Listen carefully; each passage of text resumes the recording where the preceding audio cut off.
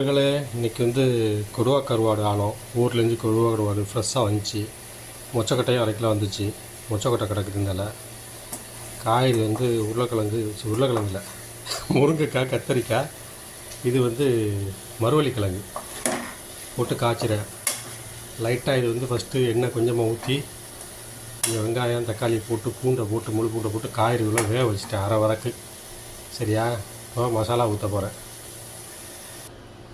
மசாலா கரைச்சி வச்சுருந்து ஊற்றிட்டேன். அவ்வளோதான். ஒரு 2 கொதி கொதிச்சதோட காய்கறி ஆல்ரெடி 50% வதங்கிருச்சு. வதக்கிட்டேன் நல்லா. 2 கொதி கொதிச்சதோட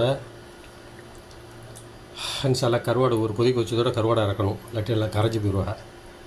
நல்லா சதப்பத்து கருவாடாக இருக்குது. அதனால் ஒரு கொதி கொதித்து அடங்கின பிறகு கருவாடை போட்டு மறுபடியும் கொதிக்க வச்சு அதுக்கப்புறம் கடைசியாக புளியை ஊற்றி கடைசியாக சுட்டு தேங்காய் பால் ஒரு டேஸ்ட்டுக்கு போட்டோண்டா அப்படி இருக்கும்.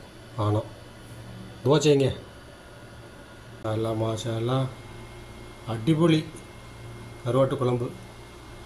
இன்ஷால்லா கருவாட்டு குழம்பு, மாம்பழம், முறுக்கு பொரியல், ஒரு புடி. நண்பர்களே தோசைங்க. அழகான முறுக்கு வத்த ஊர்லேருந்து வந்தது.